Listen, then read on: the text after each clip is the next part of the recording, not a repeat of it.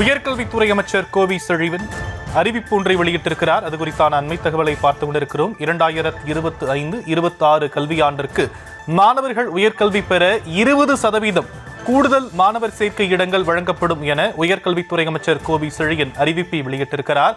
அரசு கலை கல்லூரிகளில் 20% கூடுதல் இடங்கள் ஒதுக்கீடு செய்யப்படும் என அவர் அறிவிப்பை வெளியிட்டிருக்கக்கூடிய அண்மை தகவல். விவரங்களை செய்தியாளர் பாரி கார்த்திக் வழங்க நாம் கேட்கலாம். பாரி கார்த்திக், உயர்கல்வித்துறை அமைச்சர் மேலும் என்னென்ன விஷயங்களை குறிப்பிட்டிருக்கிறார்?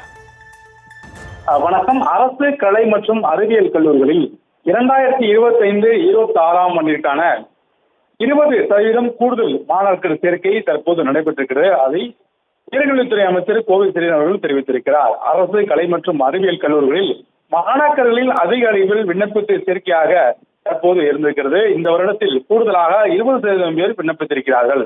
தமிழ்நாடு முதலமைச்சர் அவர்களின் அறிவுறுத்தலின்படி 2025-26 ஆண்டு கல்வியாண்டிற்கான மாணாக்கர் உயர்கல்வி பெற 20% கூடுதல் மாணாக்கர் சேர்க்கை இடங்கள் வழங்கப்படும் என்று ஏற்கனவே உயர்கல்வித்துறை அமைச்சர் அறிவித்திருந்த நிலையில் இது குறித்து தமிழ்நாடு முதலமைச்சர் சார்பில் பல்வேறு நடவடிக்கை எடுக்கப்பட்டு தற்போது உயர்கல்வி அனைவருக்கும் சென்றடைய வேண்டும் என்பதால் புதுமை பெண், தமிழ் புதுவன் உள்ளிட்ட திட்டங்கள் தமிழக அரசு சார்பில் சிறப்பாக செயல்பட்டு நிலையில் இவ்வாண்டு கலை மற்றும் அறிவியல் கல்லூரிகளில் சேர்க்கைக்கான அதிக அளவில் மாணாக்கர்கள் விண்ணப்பித்திருக்கிறார்கள். இதனை முதலமைச்சர் அவர்கள் பயிற்சியோடு அறிவித்ததாக கூறப்படுகிறது.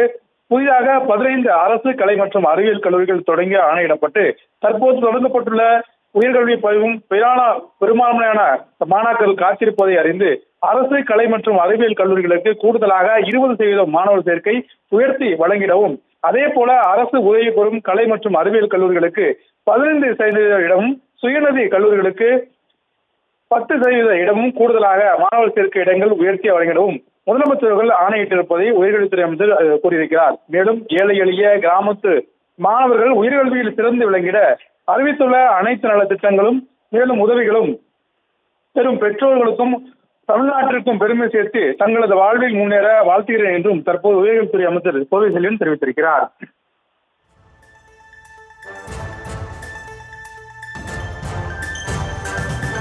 விரிவான விவரங்களுக்கு நன்றி பாரி கார்த்திக்.